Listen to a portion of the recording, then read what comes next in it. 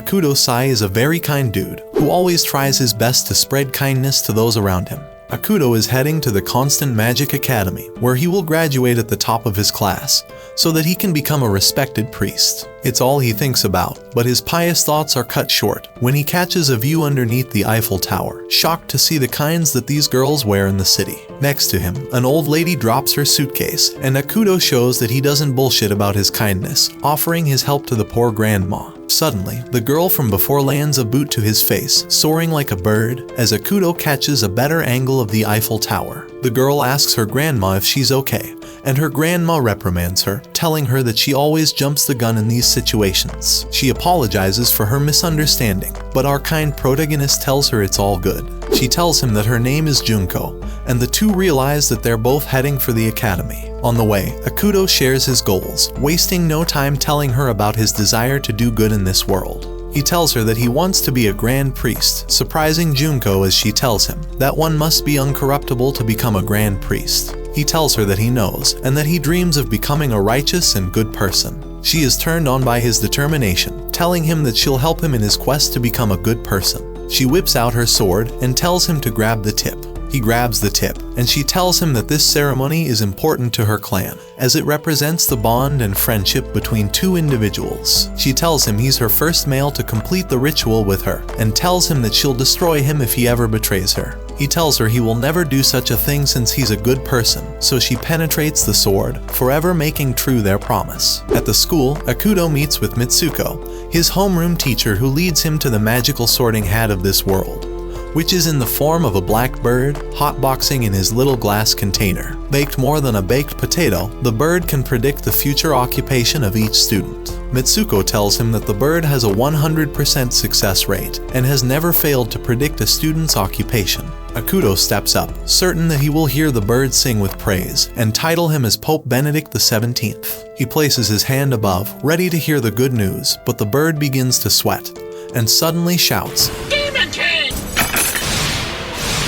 Mitsuko says to try again, but the bird doesn't change its answer. Everyone is in shock and can't believe that the most powerful destroyer of worlds stands before their very eyes. He gets to his homeroom and realizes that Junko is in his class, but is surprised when she gives him a cold shoulder. The news of the Demon King Akudo has spread like wildfire throughout the school, and the class immediately shivers in fear of his presence. He slams his hands on the podium and tries to politely tell everyone that he is a good person, but the fear grows as he raises his hand like the late Demon King, who declared war against the world in the same fashion. Shortly after, Mitsuko tells the class that they need to choose a class president for the semester, and Junko is automatically nominated as the previous class president. However, Hiroshi gets up and decides to nominate Akudo for the election as well. Junko gets up from her seat, sword in hand, telling Akudo that she can't believe he played her, causing their classmates to think that he actually played her by being a player and doing dirty things to her, befitting of his Demon King title.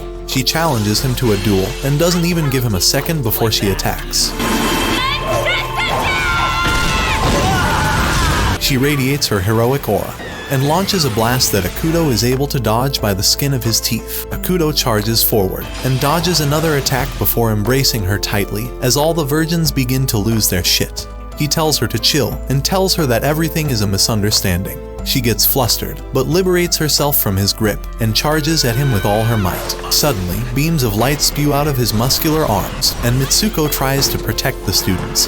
But Akudo's load is too much for anyone to handle, as he tears through everyone's body armor. Later, Hiroshi expresses his excitement about being in the same dormitory as Akudo, admiring him for being such a giga chad. Akudo requests him to accompany him to the girls' dormitory, hoping to apologize to Junko for the earlier festivities. Meanwhile, Junko thinks about Akudo's manly grip and begins to blush as she never felt the warmth of a man's embrace. Upon their arrival, Akudo knocks on Junko's bedroom window, but decides that it would be a better idea if he just peeks inside.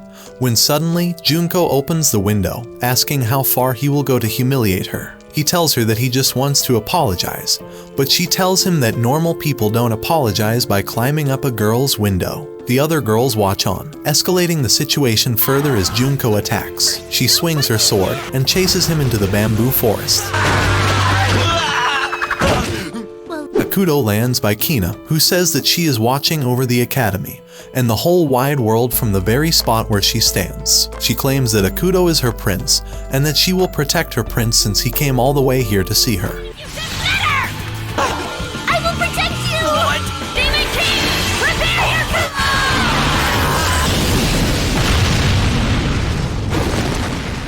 Junko is knocked out cold when suddenly a portal opens and Coron appears. She tells him that she's a surveillance android. We get a flashback to a time before as we find out that Kina and Akudo are childhood friends. Akudo gave Kina a pendant of a dove before he departs into the distance. Back in the present, Akudo is surprised that Coron is an exquisite android as she heals Junko of her wounds. Junko begins to cry and runs away in shame.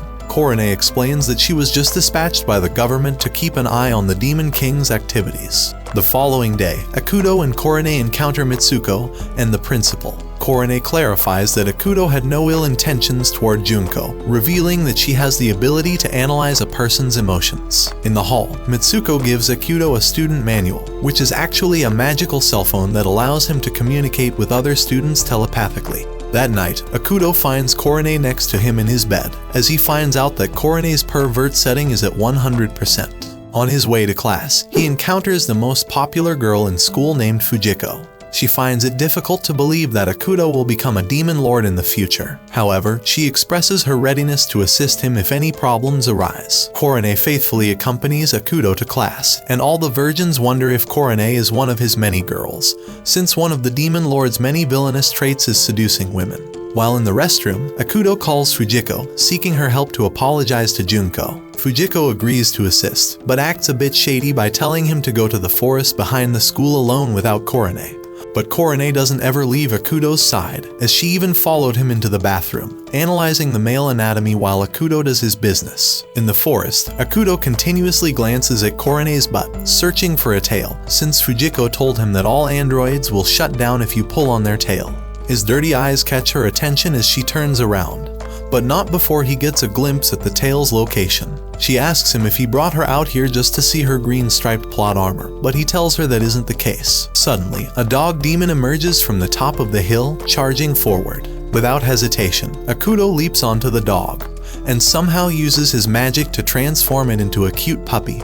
Out of nowhere, invisible Kina screams, as she seems to have the puppy jitters. As Kina runs away, Coron leans to pick up her bag, when finally, Akudo finds his opening, shutting her system down. Fujiko appears, offering her assistance and inviting him to join the disciplinary committee, where his role would be to ensure that students adhere to the school rules. Fujiko then provides him with a magic medicine and a gun, explaining that the medicine is capable of fostering a mutual understanding between two individuals. She tells him to inject it into Junko to fix their bonds. Once Fujiko departs, Akudo pulls Coron's tail again to bring her back to her senses. Kina is still running around, chased by the dog, when Akudo gets a glimpse at the pendant that he remembers from long ago, and realizes that Kina is the girl from back then.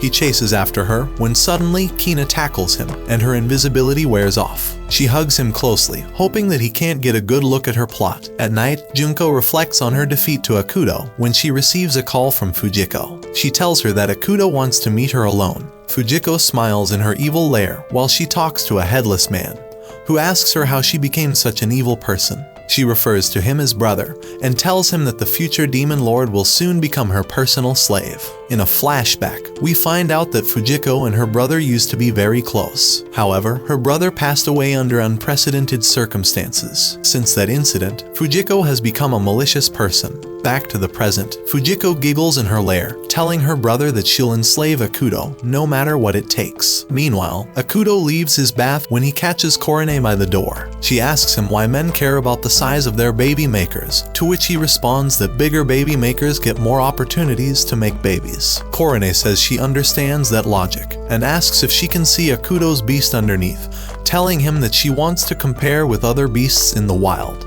He tells her that is inappropriate, and she tells him that she understands that logic, before closing the door. Later, Akudo prepares the gun given by Fujiko and intends to disable Coron.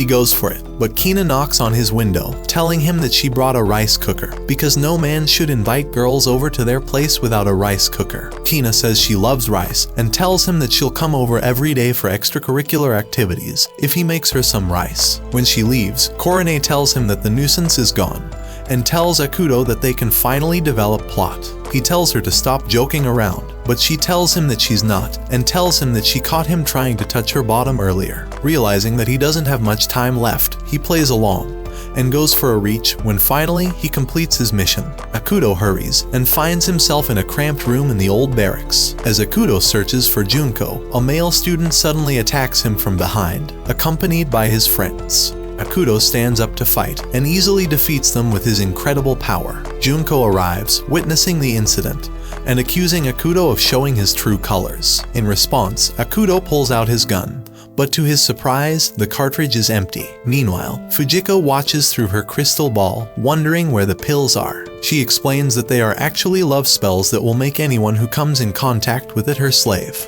Later, Junko tends to her sword as her thoughts keep wandering to the thought of Akudo, much to her dismay. Meanwhile, word spreads throughout the school that Akudo beat up a bunch of students, and that it is clear he is trying to take control of the school. The students gather, combining their forces to confront Akudo together. Hiroshi offers his help, but Akudo declines, and chooses to walk the high road by running away. But the students attack, chasing after him as he runs up the big tower. He falls and ends up surrounded on both sides as Junko approaches. He dodges her attacks, but she corners him and tells him to count his blessings as she raises her sword, when suddenly, Kina arrives. She reveals Junko's secret, saying that she heard Junko talk about Akudo every night when she's alone in her dorm. The other students get pissed, assuming that Junko and Akudo were already collaborating from the start, forcing Junko to defend herself against the incoming fight. But before a fight breaks out, Coron fires her gun, which turns out to be a ball full of rice as it pours down from the sky, bringing with it happiness and joy. It turns out that Coron mixed Fujiko's love pills into the rice, as we witness the students infatuated with her presence. The following day during class, the students pair up to practice their magic, and Junko surprises Akudo by asking him to be her practice partner. Happy that she isn't avoiding him anymore, Akudo grabs her hand, and everyone stares at the Demon King's seduction methods at work. Their training focuses on mastering the control of mana, but Akudo proves that he is terrible at it, as he manages to destroy Junko's clothes for a third time. Realizing that his mana overload issue is a problem, Akudo decides to use the mental discipline room that night, where he will remain locked for 12 hours, hoping that he'll come out with a stronger mental fortitude to control his mana. However, Coron decides to join him, completely defeating the purpose of the exercise. She gets close to him, telling him that if he can't discipline himself with a cute girl next to him, he will never be able to control his mana. Suddenly, they hear a girl shout, and Akudo reaches out, squeezing on that subscribe button for more amazing content like this. She tells him that she followed him with a lunchbox, thinking that he would get hungry if he doesn't have food for 12 hours. The girls get close, when suddenly, the wall behind Akudo cracks, revealing a parchment that Kina describes to be a treasure map. Akudo then tries to meditate, but Kina interrupts, claiming that she needs to use the bathroom. Akudo tells her to go in the waterproof bag, but she declines the barbaric method. Outside the room, Fujiko prepares to shoot Akudo with her love pills. However, she is surprised to hear Kina screaming as she begins to desperately bang on the door. Fujiko decides to open when Kina rushes out. Fujiko sees the map and decides to take it as she quickly departs. Fujiko shows the map to her brother, but he tells her that there's a gap in his memory, and tells her that he deliberately erased a bunch of his memories before dying.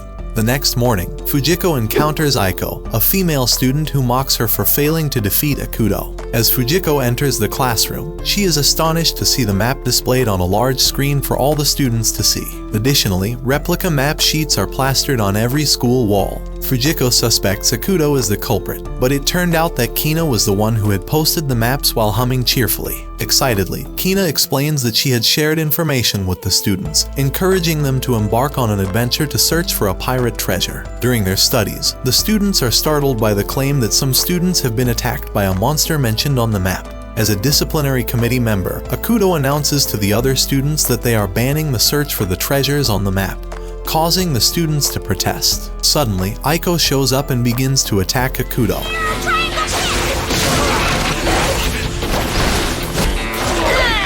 She puts him in a headlock and uses her suffocation method. But Akudo counters by trying to talk, as Aiko acknowledges her formidable opponent and tells him that he looks pretty damn handsome up close. She then tells him that instead of banning the other students, that he should check out the contents of the map himself. Akudo takes her advice as he heads out with Aiko, Coron, and Hiroshi. They follow the directions on the map and arrive at a place filled with overlapping tombstones, which belong to the soldiers who perished in the previous Great War. Suddenly, a whirlwind forms in the distance, and an ominous voice tells the group to turn back and forget everything they have seen. Meanwhile, in the girls' dormitory, Junko wakes up Kina and asks about Akudo's whereabouts. Kina informs her that Akudo went with Aiko. Junko hastily jumps out of her bedroom window after hearing Aiko's name. Back to the group, Aiko attempts to attack a creature, but fails, injuring herself in the process. Akudo shoots at the creature until it transforms into a group of bats. Aiko jumps on him and tells him he did a great job when they finally find the contents described in the map. Meanwhile, Fujiko observes their actions through her magic crystal ball when Kina interrupts and requests Fujiko to help her find Akudo's whereabouts. In the forest, Junko searches for Akudo but accidentally falls into a hole. Meanwhile, Aiko discovers a tablet-shaped gadget that guides them to a hot spring. The gadget indicates that the treasure is on the other side of the wall, so Akudo decides to take a dip and enter the small opening on the bottom of the rock wall. On the other side of the wall, he continues his search when suddenly Aiko jumps him and tells him that they finally get to be alone. Meanwhile, Junko relaxes in the hot spring as we find out that she landed in the room after falling into the hole. She hears some voices and finds Aiko and Akudo engaging in extracurricular activities and immediately attacks Aiko, but realizes that she's buck naked with her legs wide open. She tells him to get away from her, telling him that she's a government spy. Aiko tells her to shut her virgin mouth as she attacks, telling her to keep her virgin body away from her man. Suddenly, a wolf demon appears. It attacks, but Akudo easily puts the beast down. Somehow, Akudo grabbed Junko during the fight, as Aiko gets jealous that he chose Junko over her. She throws a key at him, calls him a meanie, and tells him that she hopes he dies before storming off. Fujiko and Kina arrive, and Fujiko asks about what they had acquired. He gives her the keys, a small device, and a toy. After touching the key, a teleportation magic circle appears, and the group are transported to a strange place, where Lily, the president of the student council, awaits. She stops them, and reveals that this was a game organized by the student council, and offers Akudo a kiss for passing their trials. But Fujiko calls their bluff, running past the student council members while throwing a smoke bomb.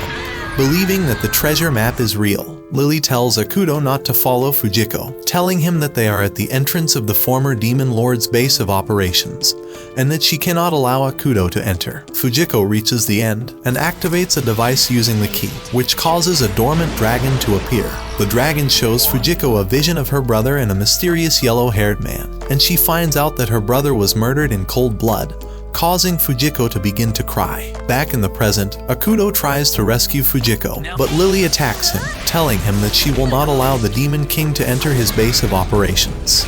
Junko raises her sword against the council president, telling her that she believes in Akudo, but he gets up, telling them both with confidence that he will never become the Demon Lord, as his eyes transform, looking like a guy that's about to turn into the Demon Lord. Akudo gets to Fujiko on time, and blocks the dragon's attack. He charges up and lands a finishing blow on the mighty dragon.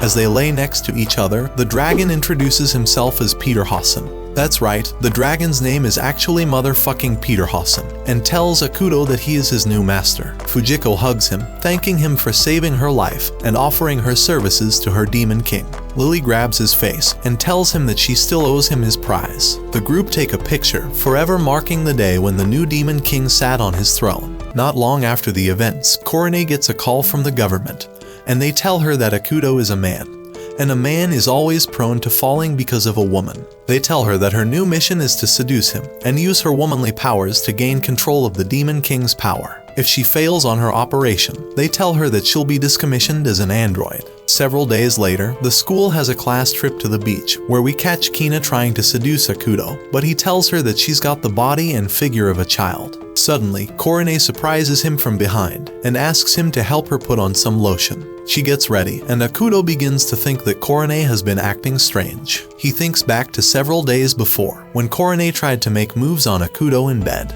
She told him that it's a little strange that he's still a virgin after 6 episodes of an anime where a bunch of girls threw themselves on him, and thinks that he may have some sort of illness. She told him that they should start with cuddling, but he told her that she's being weird, so she asked him if he doesn't see her as a woman. He told her that he does, but told her that her actions don't turn him on. Sad by the rejection, Coron called it a night, but the next day, she woke him up, elbow dropping him in the nuts, calling him Big Brother, hoping that the little sister fantasy act would be his thing. He told her it's not his thing, so she whips out an apron, but he says again that it's not his thing, making me wonder if he likes sausages, and causing Coron to think that she's just unattractive. He felt bad, so he told her that he wants to feel the connection with a woman on the inside. She thought deeply about what he just said, and told him that they can skip the foreplay so he can feel her connection on the inside, officially making her the most dirtiest android in all of anime.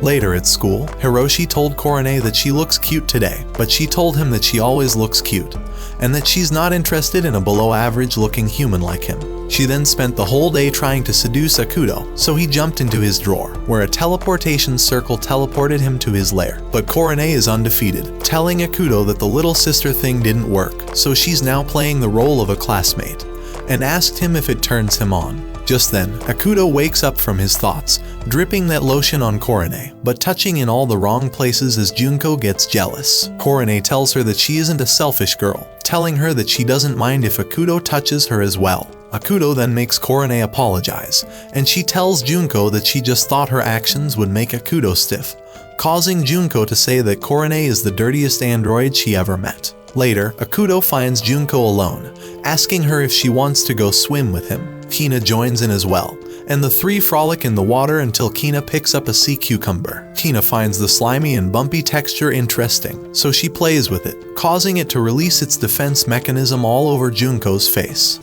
Perfect. Akudo helps her get the fluids off her face, and Junko begins to blush again. The two then have a moment, looking at each other as romantic vibes fill the air, but this isn't a romance anime, so Coron interrupts, and releases Junko's top. Akudo scolds Coron, shouting that she's becoming a nuisance and causing too much trouble these days. Coron gets sad, telling Akudo that she never intended to be a burden, and that she just wants to stay by his side. Akudo doesn't know about her orders from the government, so he's confused even more by her words, as Junko believes that despite being an android, she thinks that Coron, too, has developed feelings for Akudo. At dusk, Akudo catches Hiroshi walking alone, so he asks him where he's going. Hiroshi tells him that he's from this island, so he's going to see his parents. He then explains that there's a legend on this island, saying that when the Demon King resurrects, a hero will emerge, and will defeat the Demon Lord. Akudo says that it's probably just some fake prophecy, but Hiroshi tears up and runs away as Akudo is left confused. After, Akudo returns to the retreat home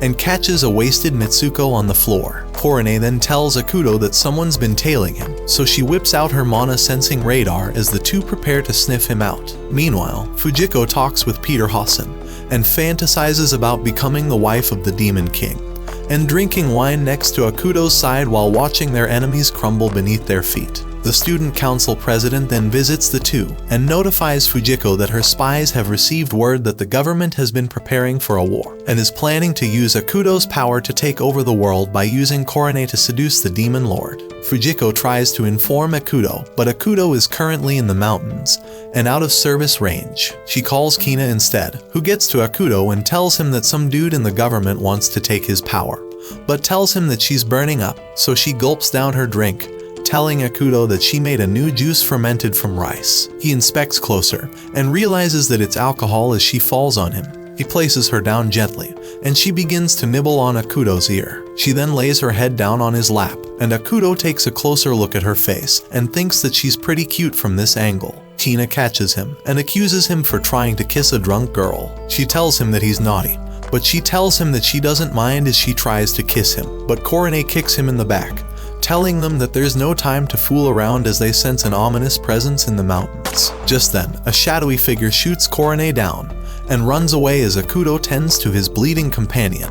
But she gets up since she's an android and tells him that she's fine. Completely ignoring the perpetrator, Coron asks Akudo if he is in love with Kina. He asks her why she's asking him this now, and she tells him that it's inconvenient for her since she has failed to win his heart. She tells him that this may be the last time they see each other before she teleports away. Kina then wakes up sober, remembering what Fujiko told her, and telling Akudo about Corone's mission from the government as he realizes now why she's been so weird these days. Elsewhere, Hiroshi sits outside of his house with his sister as we hear his parents talk about how Hiroshi is the hero from the prophecy. But they talk about how Hiroshi's grades suck and that they're all doomed if he doesn't get stronger, causing Hiroshi to feel like crap. The next day, a strange dude stands on a cliff, doing some weird shit as he summons a gigantic sea cucumber. Hiroshi's sister screams, drawing the attention of the old man as he violates her with his ugly face. He takes her hostage in the most Japanese way, and Kina uses her invisibility to sneak up behind him.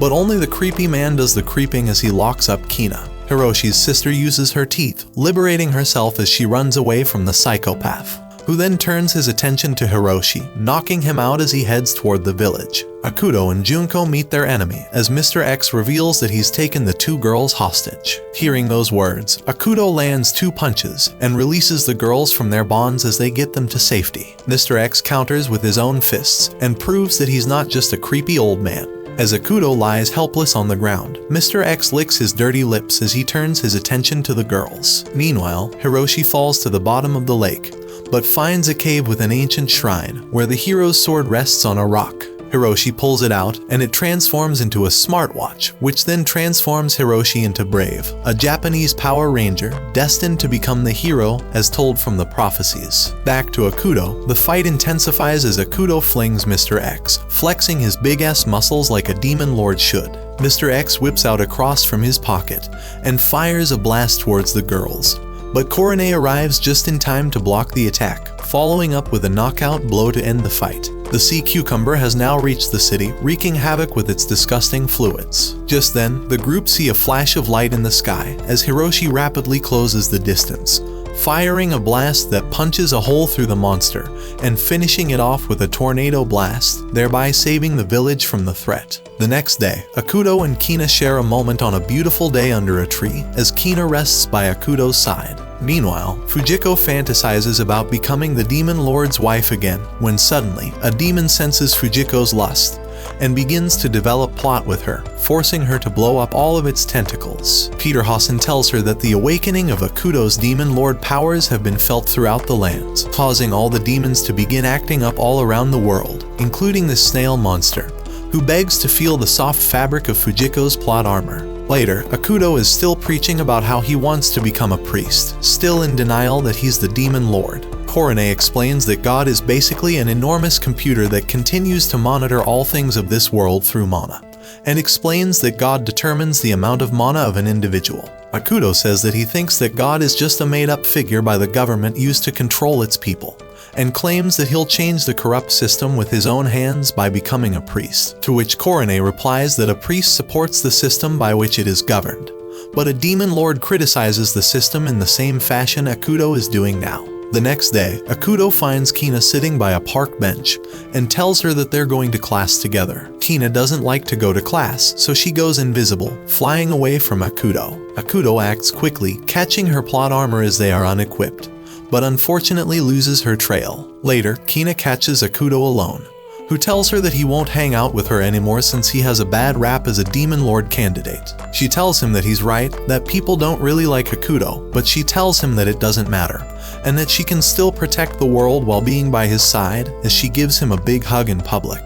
Akudo then talks with Junko, asking for advice on how to deal with Kina, who doesn't make any other friends and is constantly following him around. Junko gets jealous and tells Akudo to figure out his damn problems himself as she storms off. That night, Junko cries to herself, regretting what she said to Akudo earlier that day. Meanwhile, Fujiko sprays some magic sauce on a chicken monster egg, hoping to tame it to become its master, but she passes out to take a nap and Kina takes the egg over to Akudo. Naturally, she wants to cook the egg to eat it with rice, but Akudo touches the egg, releasing his mana and causing the egg to grow. It eventually hatches as a three-headed chicken, charges at Kina, but Akudo is able to save her in time. Fujiko makes her appearance, telling everyone that all is well and that the beast will listen to its master. The beast doesn't listen to its master and begins to peck off Fujiko's clothes, and only her clothes. It then flies away towards the town, so Hiroshi transforms into Brave in secret, catching up with the monster and dealing with his foe.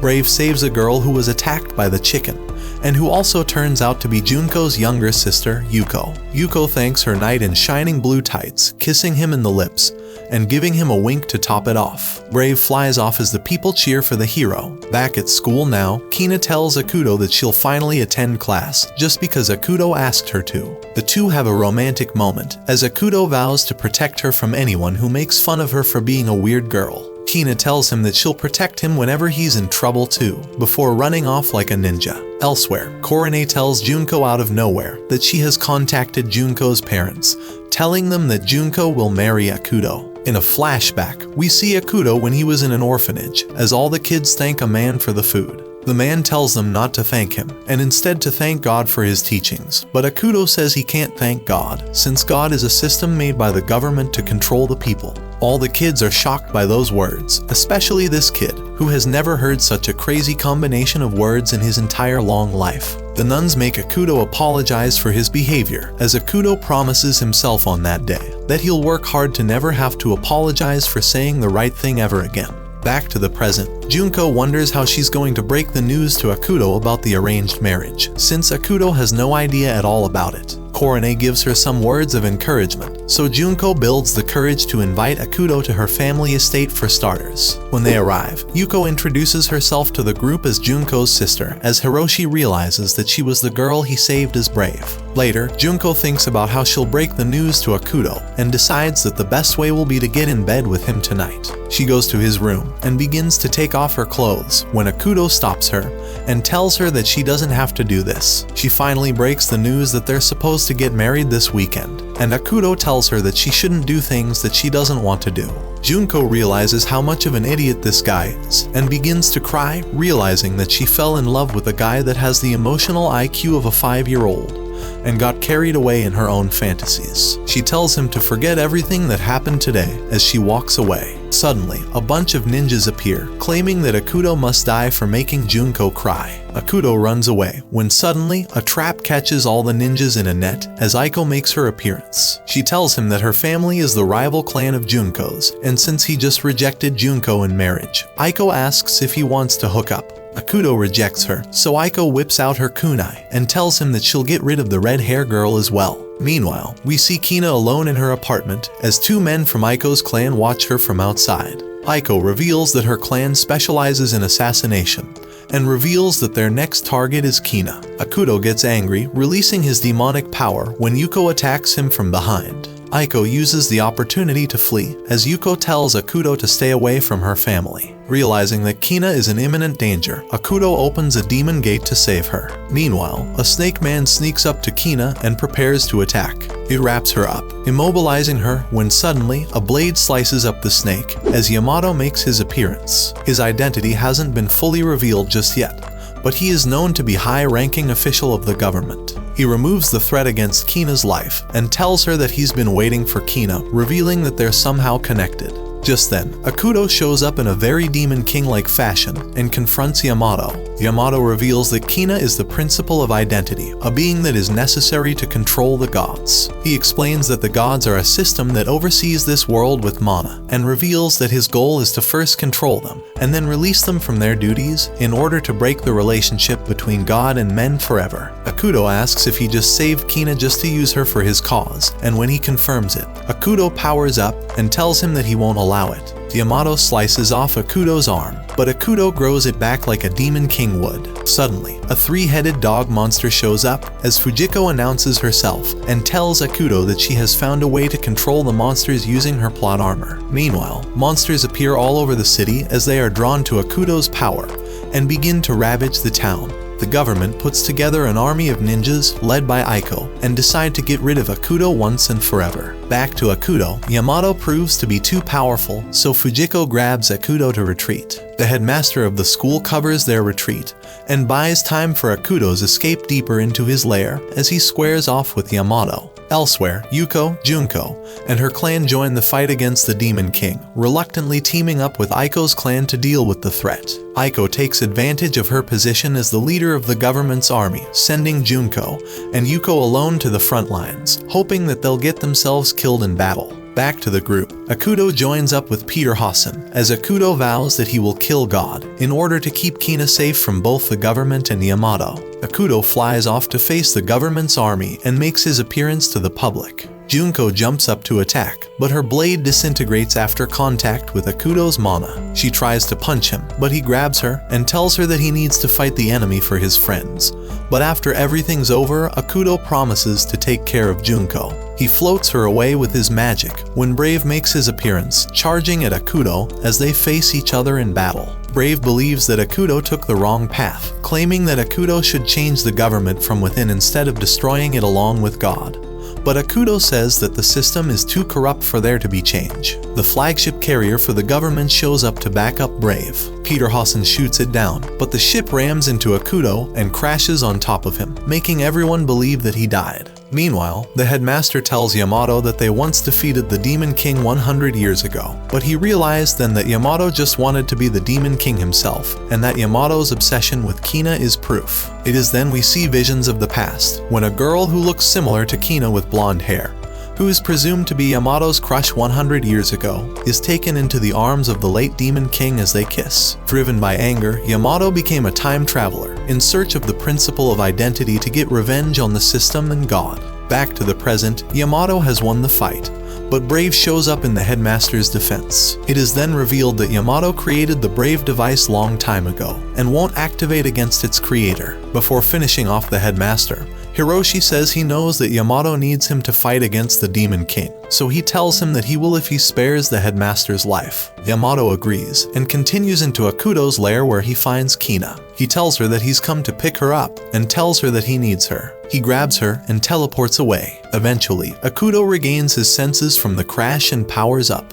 Fujiko informs Akudo that Yamato took Kina away, so he prepares to chase Yamato down. Just then, Aiko shows up and commands Junko to kill the Demon King, but Junko draws her sword and tells her that she has decided to stand for the man she loves and follow her heart. Aiko tells her that she's outnumbered, but Junko flashes her sword and takes everyone out in an instant, as Aiko finally admits defeat. In the sky, Hiroshi confronts Akudo, telling him that he will not allow Akudo to go any further. Akudo says that he must, charging at Hiroshi head first, and after a clash, a blast shines brightly in the sky, destroying Akudo's right arm and hugging each other as they fall down. Akudo recovers his arm and tells Hiroshi that he knew he'd hesitate to use his full power against his big brother, as the two share a pretty romantic moment. Hiroshi's helmet shatters, and after they land on the ground, he reveals his identity to Yuko, who doesn't seem to care that he's an ugly little boy. Akudo swiftly walks into the distance, since it's awkward for him to third wheel, flying off to face the final boss. At the government's headquarters, Yamato carries Kina up to a big-ass tree, considered to be where God resides. Before he can enter, Akudo shows up and tells him that his gig is over. He tells him that they're similar in a lot of ways, since they both hate the system made by the government.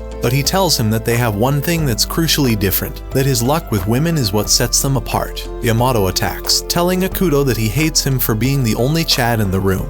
Yamato slices him in half, but it was only an illusion as Akudo gets behind and shoots him down. Akudo finishes him off, and Kina takes his arm, happy that she's back to her man's side. Suddenly, God activates the defense system as it begins to float up to the sky. Peter Hassan catches up, blowing a hole in the big tree as the two enter, while Kina follows closely behind. The system attacks, but Peter Hassan tanks like a beast as he makes his way to the core. A bunch of cables then come out of Peter Hassan, connecting Peter Hassan to the system's network. The system continues to bombard Akudo with attacks, but Akudo is the Demon King, releasing all his limiters take down the enemy. Akudo prepares to release all his mana to destroy both him and the system together when suddenly Kina arrives, hugging him from behind, telling him that she's right here with him. Just then, Kina sees a vision of another her, the principle of identity, who tells Kina that she'll lend her a hand, protecting the three from the blast that destroys God forever.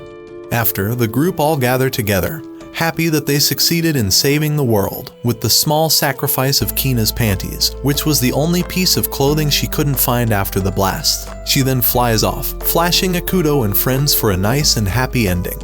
What a legend for making it to the end. See you in this next video.